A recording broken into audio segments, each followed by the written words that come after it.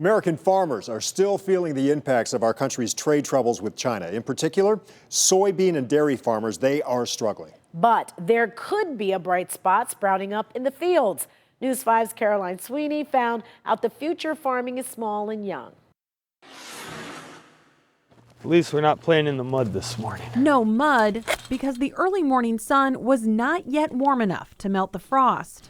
No matter, the work continues. Pruning and picking and weeding and doing all the things that you got to do to get a healthy vine. Joe and Christy Juniper are two 20-somethings caring for hundreds of years of tradition. They have more than 80 acres of land near Henrietta. We grow all classic European varieties. These vines from the past are the couple's future. We get to work together day in and day out. Which for some relationships is great, and some relationships can't deal with it one bit, but it works for us, and as it does for most small farmers, I think. The couple is part of a growing number of millennials taking up the mantle of local agriculture, saving a shrinking industry. All right. Farm Bureau numbers show a 20% spike in small farms in the Buckeye State. Gone are the days of the stigma of, farmers are the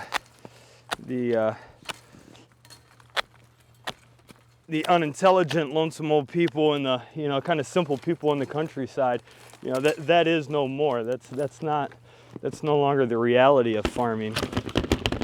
So we are really a big, giant bread basket and fruit basket of the country. An hour south near Doylestown are the Vodraskas. Peaches, plums, nectarines, cherries, raspberries, blackberries sometimes. Busy with winter trimming, a small team keeps these apple trees healthy for the summer. 3 rows here are red delicious. Here on the farm, you show up to work every day.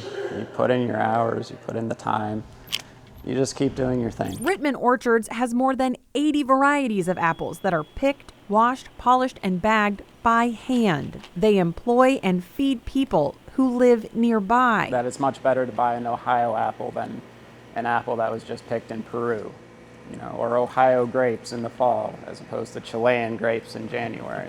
People who are lucky enough to live in Ohio and are proud to live in Ohio should be supporting our local farmers. Surrounding his orchard are other farms, some in industries less stable than his. Dairy farms and traditional row crops are suffering in the shadow of trade concerns. But he knows no farm's immune to the threat of bankruptcy or insolvency. A lot of farms are just one bad year off. Despite that, Vodraska and Juniper have one thing to say about Ohio farming in the future. Bright.